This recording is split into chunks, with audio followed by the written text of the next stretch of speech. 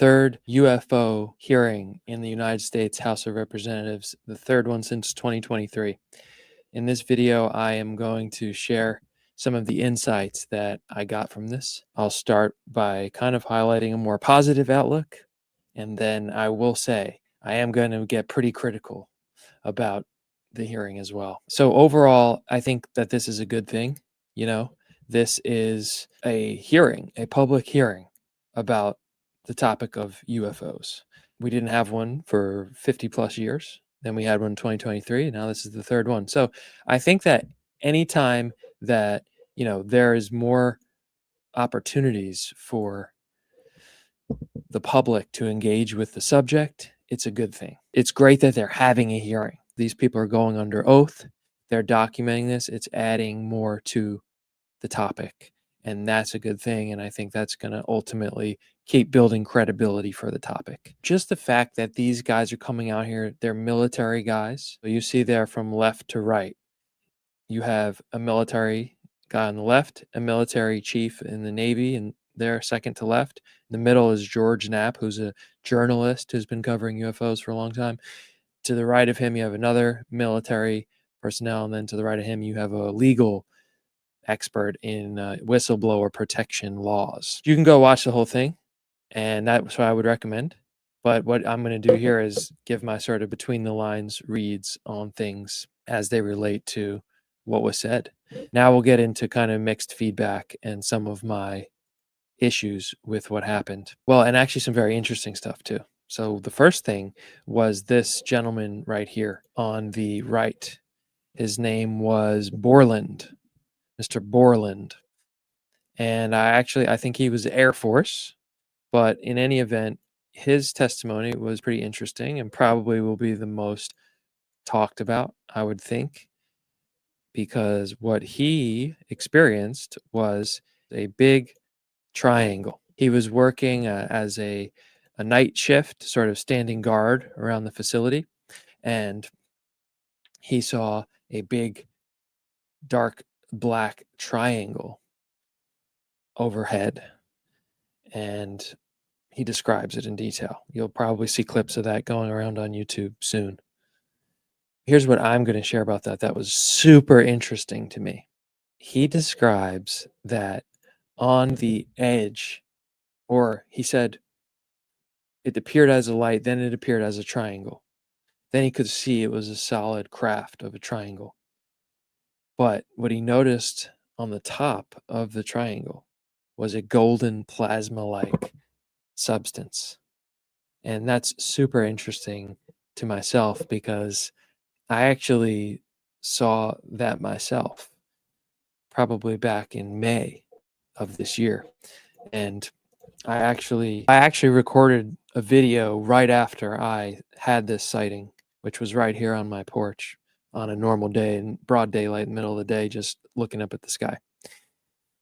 And maybe I'll drop that video on this channel. It's saved somewhere. But the short version of it is that I saw something that it looked black at first. That's what was so strange about it. It looked black and it looked sort of, you could say maybe triangular-ish. I thought that it was a vulture because there's lots of vultures around here. So I thought it was just another vulture. And I'm looking up at it, trying to get an idea on it. I happen to have my good binoculars right by me. You have like a 20-second window here. I've experienced in these moments. And I grab the binoculars. I go onto the thing. Oh, that's what caught my attention, was that I'm like, yeah, that's probably just a bird. I'm not going to keep looking at it. And then it had a metallic shine, like really bright. So seeing that bright reflection made me go, wow, that's some type of object. That's some type of metal or something. And that's when I grab the binoculars, I lock onto this thing. And lo and behold, this is what I see. Now, what I did is right after I had the sighting, I wrote it down, and then I typed my notes into ChatGPT and said, can you make an image based on what I'm describing, what I just saw? And that's very close to what I saw. But the one difference was that sometimes it did appear almost solid like this, with that sort of texture. It did actually a great job of drawing it here. But then also I saw it was morphing as it was moving, which was what just made me think, what the heck did I just see? And this thing went across the sky. I was locked onto it with the binoculars the whole time. And as it moved, it was morphing like this. And then it turned around at the end and it sort of almost faced back in the direction it came from, almost seemed to face towards me a little bit and was just hovering there. And it just gave me this impression that it was being tested out. That was the kind of feeling I got from it. Like it was just out there cruising, like testing itself out, or someone was testing it out. And when it turned around and hovered there, that's when it kind of, I don't know if it was in my head or not, but I just got sensitive and sort of thought, damn, this is weird. What the hell am I looking at? So I was like half of just being spooked a little bit, but then half wanting to get out of the binoculars and then get another idea of this thing in the sky for reference, for context. But of course, as has happened with most of my sightings at this point, it just disappeared from once I took the binoculars down and looked right back up where I was, it was gone. So anyway, I'm kind of sharing this sighting with you just because the gentleman Borland, it was a breakthrough for me personally, because since that sighting, I've always wondered, what the hell did I see? It appeared first as a solid black object. And when I locked onto it, all of a sudden it was this weird golden morphing thing, but like a hollowed out triangle. And then this dude testifying under oath before Congress today about what he saw at a specific air base at night, fly right over the base, fly right over him. He described that going on the top of it, sort of around the triangle, I think he said the edges, would have to listen to it again, but was this gold plasma-like fluid or sighting that he saw. Yeah, he called it, I wrote it here, called gold lava plasma fluid. And wow, I think what I saw was one of these triangles. And that would make sense of why when I first saw it, it was black. I saw a sheen in the sunlight, which caught my attention. That wasn't a bird, and it was something metal. And then when I looked at it, I saw this. So I think I saw a black triangle, actually. So now I've seen a black triangle. I've seen, well, if that's what that was, I've seen two black spheres, which I have the video of, which at some point, it's on my to-do list. I want to post that video here, and I'm going to sort of slow it down and freeze frame it. I've seen this black sphere thing twice around here, doing the same thing, going in the same direction. Anyway, fun to share that here with you. But let's get back to the hearing, and then I'm going to sort of transition here into my criticisms. I found this guy Borland, for what it's worth, and actually, from what I understand, beings are actually not that great at telling if somebody's being honest, someone's being deceitful, just from how they're talking in their body language. People claim to be experts on all that, but actually the research is that we're not very good at it, just as natural sense. But so for what it's worth, I felt that he was being genuine in describing what he saw, especially when you take into consideration his complaints he's filed about retaliations against him. So again, this goes back to the same thing with David Grush. Why are people retaliating against these whistleblowers?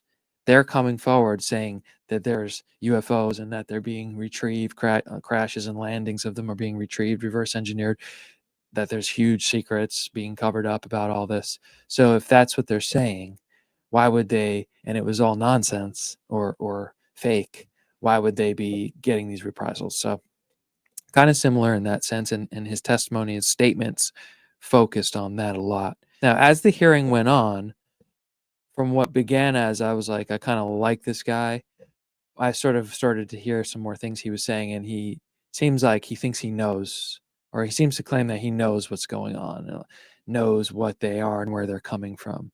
And hey, maybe he does. but the way that he would sort of say it, it just rubbed me the wrong way a little bit. Like, you definitely have only been read in or informed to a certain level. You may even be being psyoped by people higher up in the intelligence chain. I don't think that Borland would. It's very, very unlikely that he would know really what ground zero truth is on what's going on. But he claimed that he did. And of course, did the classic, I can tell you more in a skiff, which I'm 50-50 on. Yeah, I get it. There are these legal frameworks. He could go to jail. He could be charged with Espionage Act and so forth. So that is real. Those laws really do exist. But at the same time, you know, how can you give more information without being ambiguous to have those legal actions taken against you? So anyway, let's move along to some of the other aspects of this hearing. Oh, and then let's talk about his triangle he saw one more time. He said that Arrow, so he was asked, do you think it could have been advanced US technology? And he said, I used to think that, but I don't anymore. And he says that Arrow has the answer of what the black triangles are and or whose they are or where they're coming from. Of course, that's interesting with the Tim Phillips, that was the deputy director of Arrow, and I think he was the interim director of Arrow for a little bit. He was saying, I think he said the most interesting thing to him was the black triangles. And then I guess he got sort of let go shortly after that, is what my understanding was. Anyway, he's not there anymore. But so we know there's some connection with Arrow and the black triangles. However, this guy Borland is saying that he knows through, I guess, his briefings with Arrow where they're coming from, and that he would have to tell them in a skiff. It's interesting because I just wonder about that. These are our representatives out there. You're at a public hearing. That's probably the most important question. If you're sitting there and you know where they're coming from, that's the information you have to testify to in the hearing. My bigger read on this whole thing, big picture, is that this is part of a very slow drip. So yeah, it's good that this guy Borland's coming up there and saying he saw a black triangle. But you know what? In the 80s, people in the Hudson Valley were seeing massive black triangles and boomerangs nightly hovering over highways where there was 20 cars pulled over looking at the thing. The police stations were off the hook. This was reported to higher authorities, FAA and so forth, and they sort of just looked the other way. So what was going on there in the 80s? And maybe that's a good segue to get into some of George Knapp and some of my disagreements with him and some of my criticisms of George Knapp, and be given an opportunity like this. Wow, he got to get up there in front of Congress and be a spokesperson for the public. That is, that's pretty amazing. Imagine how many UFO researchers would love that. So he got it, and Schellenberger, the one before him, I mean, he doesn't even really cover the subject that much, and he got that golden opportunity, Michael Schellenberger, and there was weird stuff with all that. But here, okay, George Knapp. Now, George Knapp, don't get me wrong, at a basic level, first of all, I don't trust anybody, really, that I don't know. That's put in these prominent positions. So I'm always going to be very objective in that sense. And if anything, lean slightly towards, I don't, you're gonna have to earn my trust, right? Like, so far, and I usually touch on this in my videos on this subject, David Grush has earned my trust because I've never seen really any red flags. Listening to him for 3 hours on Rogan, listening to him for however long was with Coulthard, basically listening to everything he said, because he hasn't said much. Literally all of his public statements and written statements and all the other details about his case so far, I think he was being earnest. And that's probably why this even became a thing and went from zero to what it is. And of course, you can get more complicated into the 2017 and the Elizondo and to the stars and all that stuff in the New York Times. But, you know, you should be skeptical of that because it originated with the New York Times. The New York Times is compromised. You can look into the investigative journalism from, I think it was the 70s or the 60s.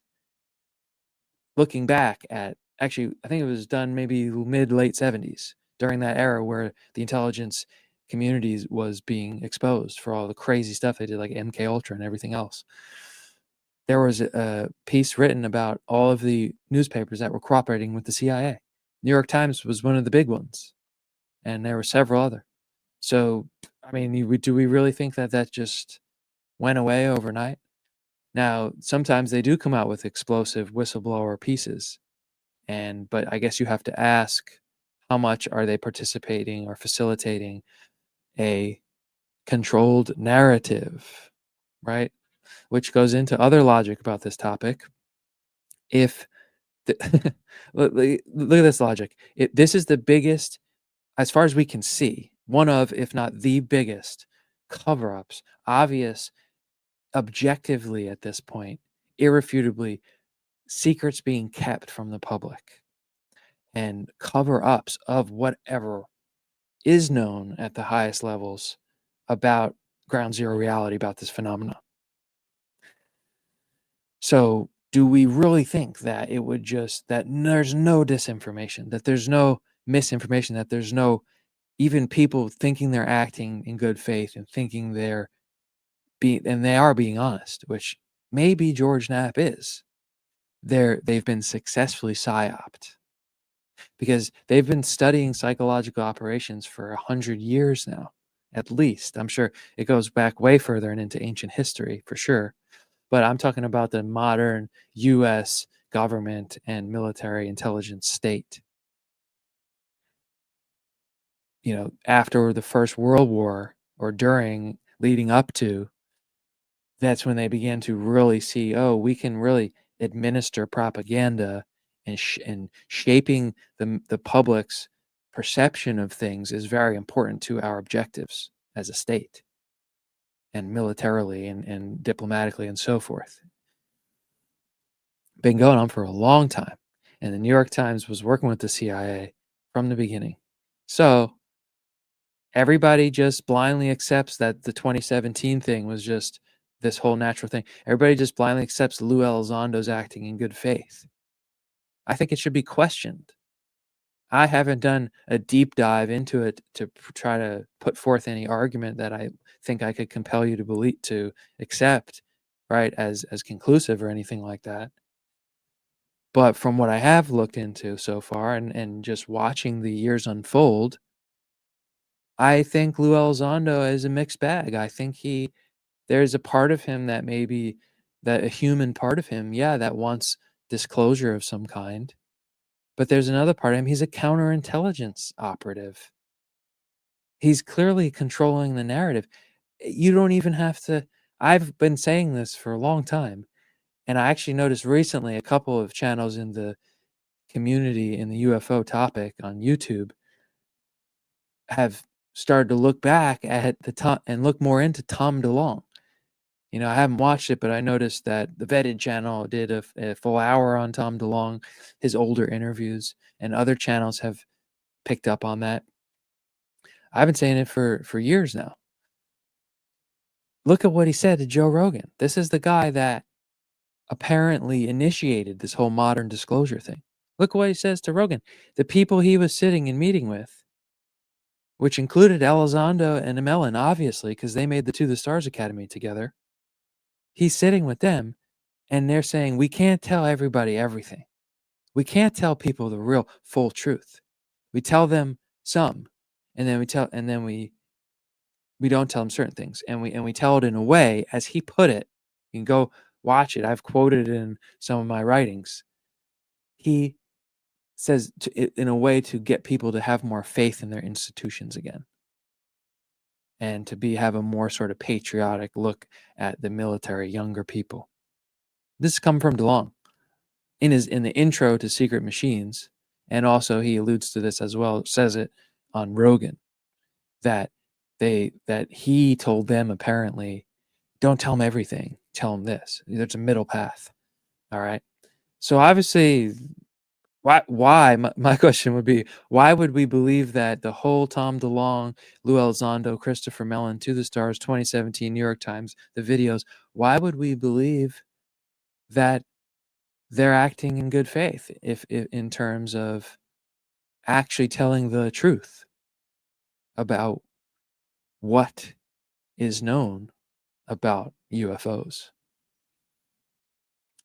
And that doesn't mean, as I say with every topic and all of these complicated sort of conspiracies that are real and existing, is that why would we believe that we're getting the full truth when the guy that's bringing this whole 2017 forward thing is literally saying from the beginning that that's the plan, is a controlled narrative?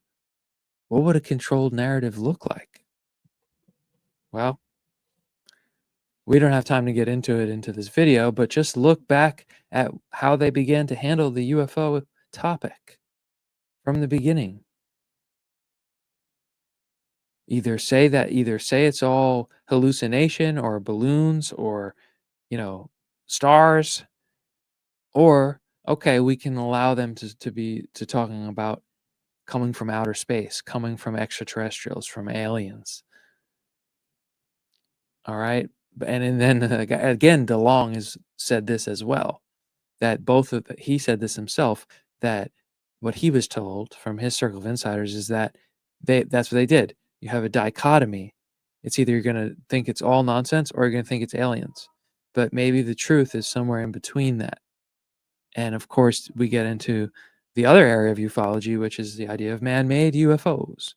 And the most popular starting point and entry point for a lot of people into that is the Mark McCandish story and the disc-shaped craft. So this is a good segue to actually get into George Knapp and why I have my issues with George Knapp. I went on a tangent there about trusting this whole modern disclosure movement because, again, George Knapp may be acting in good faith. He may be half and half. He may not have a choice. Okay, he may just have to toe a certain line. I don't know. I'm gonna give him the benefit of the doubt and say he's acting in good faith. But his critical thinking and his research is limited, which is what the argument I'll make in a moment here. And I'll show you why. It's always been one of my biggest disagreements with George Knapp, his bias that the reverse engineering or the manufacture of these UFOs by humans and by the U.S. private, the most deepest, blackest, secretest private aerospace projects in collusion with the military have not gotten far. And he's there under oath and having this public forum, and he's out there saying, I don't think we've gotten really anywhere with it. I think it's very naive. I think he's disregarding a lot of evidence. And you know what? I could go on and on for 10 more minutes now about the anti-gravity research in the 40s and 50s and T. Townsend Brown and everything else. But forget that for a moment. Let's just I'm going to do something very simple here to show you the issue with George Knapp. Okay, we're gonna go forward a bit here because later on in the hearing, I believe it was Andy Ogles that, if I remember correctly, who asked a good question. Maybe I might say the best question of all of these, because I was not really impressed with any questions, but I'm going to cover like two questions from the hearing here.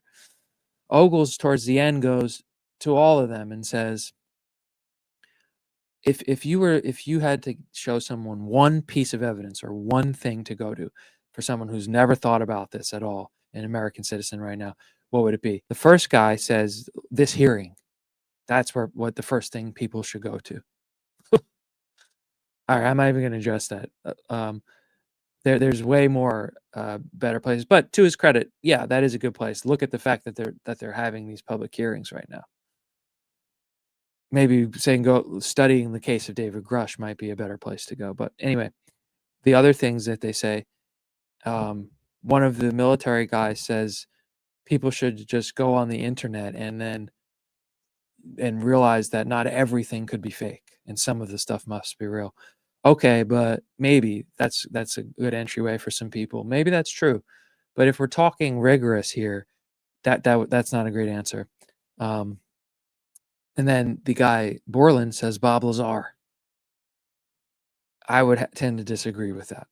Okay, because that especially paints a particular narrative. Now, I tend to think that Lazar is probably telling the truth of what he experienced, because to have taken it this far at this point and it being a total fabrication is just it's the probability is very low. So I think he did experience what he experienced. However, I think it's not all that meets the eye. People have spoken about this, that and not saying he would have known or been involved at all, but I think it was a part of a psyop. It was folded into a psyop, or whether he stumbled upon some things, or maybe when he was going with his friends to show them the test flights, that they folded it into a psyop, right? So that he would think, number one, because if you listen to Lazar back on the early Rogan interviews, he's talking about how he saw paperwork that said they were coming from Zeta Reticuli and so forth. Lazar even says it himself on that early Rogan interview. He says, I think it was probably disinformation. He says, I think it was probably for me to be read in and think that all. And, or he at least says that that's possible. I do think he said that that's what he believed it was. Anyway, my point is that it's I believe the limited hangout hypothesis about Lazar is very plausible and is, and is likely. So again, if you want to control the narrative and you don't think the world is ready to know that we have anti-gravity technology and this super advanced technology, that's what you do. That's a very logical thing to do. Make everyone think. I've said this multiple times now in many videos, the perfect kind of disclosure for those who want to keep controlling things is, all right, guys, yes, they're real. We acknowledge that they're out there, but we don't know what they are, and we've barely gotten any. We're like monkeys with a cell phone, right? But anybody who's objective and researches the topic will see that that doesn't hold up to scrutiny for a number of reasons, which, as I promised you, I'm going to just show you one right now. And it's basically, I don't know if I could even count on one hand the number of smoking gun things that I could say there are for UFOs, because there's not many, but this is the one. And to his credit, this was George Knapp's answer when it was his turn to share, what's the one piece of evidence you'd pick? And Knapp said the 1947 Nathan Twining memo. So far, this is, for me, would be the place that I would also say is the best evidence to the fact that the UFOs, in terms of flying saucers, flying discs, and we'll get into the details here of how they were described in September 1947, this is the best evidence that you can basically take to the bank. That the highest level of the Air Force acknowledged that these things were flying in the U.S. airspace and elsewhere, and acknowledged they were real physical objects under intelligent control. But the kicker and the smoking gun here comes at the end of this memo. So to his credit, Knapp rightly says, in my view, that he would point people to the paper trail from the 40s. And he's absolutely right. There were sightings happening early in the war, 40, 41, 42, 43, 44, 45, and then 46 after the war. But then, yes, it's 47 that we really see the huge wave, the huge flap of the flying saucers, specifically many of these being disc-shaped. And we'll see how General Twining describes them. So to Knapp's credit, he's saying, go follow that paper trail before the systematic cover-up and PSYOP began. And he's right. You get a brief window into what was learned at that point in history. And that's where we can find our ground zero truth. Flying saucers are being seen the whole summer of 47. And they're being not seen by Farmer Joe out there in the middle of nowhere. Yes, that too. But they're being logged in by Air Force captains, Air Force majors, other Air Force officers, civilian air patrol officers, as well as Air Force pilots, as well as scientists, as well as a bunch of other professionals. And so air intelligence of the Air Force was collecting these. And these were being seen, for example, by radar operators at Air Force bases, multiple of them with binoculars for hours, these types of sightings. And then after this, there, of course, as would happen, and by the way, what's important about this is that this is all happening behind the scenes. This isn't being told to the public. This isn't through any channels. This is a secret memo. And you can't show this to anybody. So this is like a private conversation behind the scenes that we get a window into. By the way, this was of 1947. It didn't come out. It wasn't declassified until 50 years later in the 90s. All right. So, and here Twining lays it out for you. And by the way, and I'm sorry to have to cite so much detail, but it's actually important to understand this. General Twining, Nathan Twining, is about as credible as a person as you could possibly ask for. He was the commanding general of Air Material Command at Wright-Patterson in 1947, basically the highest post of anything that would be looking into technology in the airspace. After this, okay, so this is not just a military guy talking about flying saucers. After this, he would go on to be the chairman of the Joint Chiefs of Staff during the Eisenhower administration and lead an illustrious military career. He was I believe, a 4-star general. He's indisputable. He's unimpeachable, his credibility. And this is him sending something to someone. It's either his equal or a step above him in the chain of command, reporting back on, okay, this is what the deal is on flying saucers from the last few months. All right.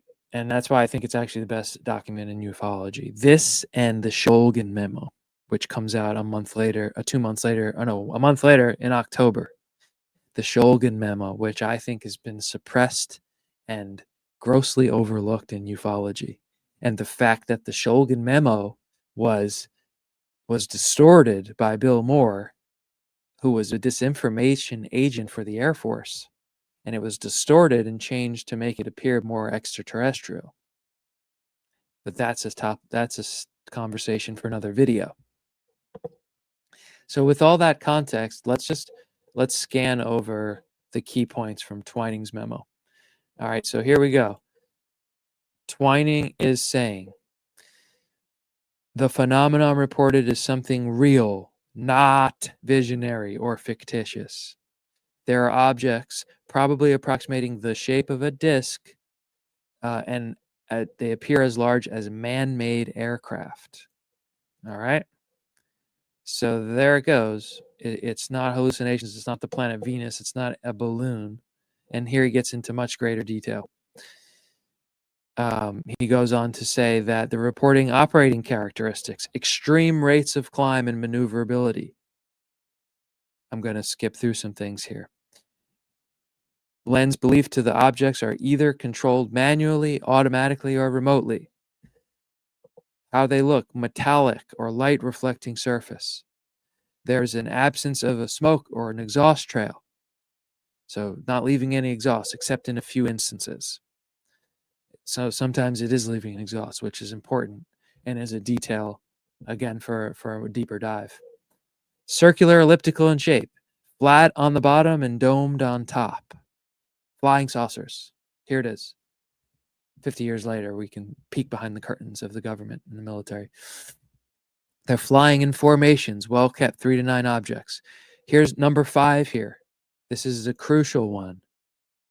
This is the crucial one that tells us this was an advanced technology in 1947, but beyond anything then known or currently known, acknowledged to be known publicly. Yet we're going to see at the end of this how there's a twist to that. Number 5, as it says, normally no associated sound. So you can't have a disc-shaped metallic object under control flying the same size as a man-made aircraft, having extreme rates of climb and maneuverability, flying in formations, etc., without making sound. So the fact they're not making sound, this is something way more advanced. Something like anti-gravity or electrogravitic or electromagnetic, whatever. I'm sure there's millions of different schemes. Not millions. There's, a number of. All right. And again, but the fine print on number 5 there, and a detail for another deeper dive is, except in 3 instances, a substantial rumbling roar was noted, which is an interesting detail as well. All right. And here's probably one of the more important parts. That's another detail for another deeper dive, is that they weren't going that fast. 300 knots. This is not anything crazy. Nothing was reported to be going extremely fast, but the extreme rate of climb and maneuverability was noted. But they're going, pretty fast, but speeds that are, within capabilities of the aerospace technology of 1947, which, begs the question of what, why the extraterrestrial? Why are we jumping to extraterrestrial if nothing in these early sightings of the summer of 47 really showed a speed or an exit velocity that would suggest such a thing? Nor do any of the other details, which that's actually going to be hit home by that point I'm making, or that I'm just throwing out there, is going to be driven further by Twining's closing remarks here, which are the crux of this whole thing. Paragraph F right there. This is the huge one.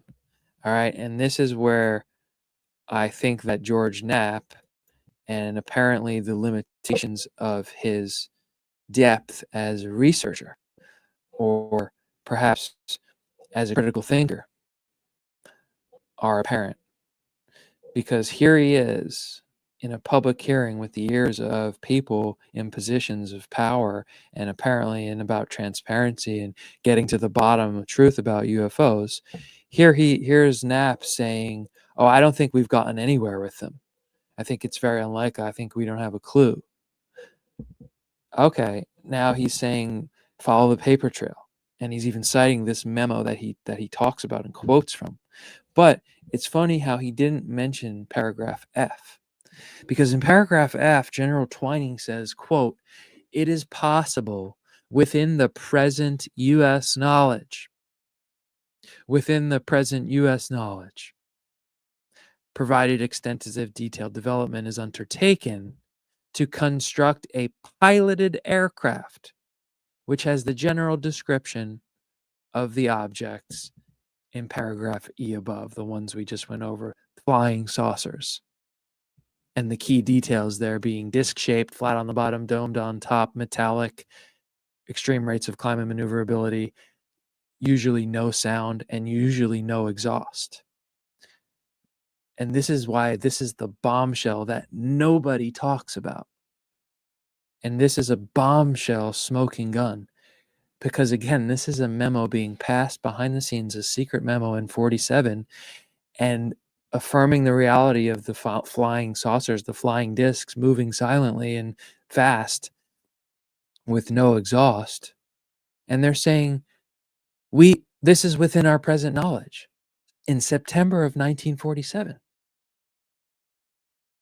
So there is nothing in official history that says this was ever known, an aircraft that could perform like this. And you hear it at all these hearings now in the last 2 years. You hear these military representatives and veterans and personnel and these journalists and whoever else saying it up there on the podium at these hearings. We don't know anything like this. You heard it today. They were asked that question. And you know what? I'll touch on that now anyway. That was the only other question I noted.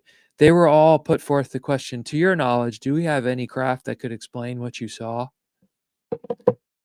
It's a stupid question. Of course they don't. And if they did, they couldn't tell you about it. But they definitely don't. These guys are not part of these reverse engineering programs. These guys are not at the high level of whoever's maintaining the level of security on these programs. So of course it's not within present knowledge if you're not informed about it. Apparently, General Twining 80 years ago was informed about it, and he was talking to another general, Shulgin, who was, I think he was chief of staff at the Air Force at the time, so another one of these high-level reps at a need-to-know basis at the time, saying, yeah, we know about these, and we could make our own. We just need a lot of time, or we just need, not time, he says extensive detailed development. And he says that these would be extremely expensive, time-consuming. Okay? So, all right, you got 80 years now. And here's George Knapp citing the same document saying, oh, I don't think we've gone anywhere with them. Now, I'm not going to pretend to know, but the idea, again, the key point in this document being within present U.S. knowledge. That means that they thought that they could make a flying saucer that flies silently. Now, this would go on and on and on, and I'd keep talking, and hours would probably pass by if we were to talk about Project Silverbug, and if we were to talk about anti-gravity research, and if we were to talk about German research during the war, and all of that. And we see that it's a mountain of evidence going up to present times about man-made flying saucers. Not to mention, by the way, even Jake Barber, whatever the truth is about him, even he has said that he has direct knowledge that there are man-made UFOs. Michael Herrera witnessed or claims and has taken this pretty far. If Herrera is just totally making this up, wow. I mean, then expose him, right? Put him under oath. He should have been at that hearing. His testimony was entered into the record, Burleson said at the end, but, why isn't he out there? Why isn't Herrera out there? You have this guy Borland out there, and he's okay. He saw a triangle while he was working at a military base. There's hundreds of people. And yes, it's good that he's out there. I'm glad he did that.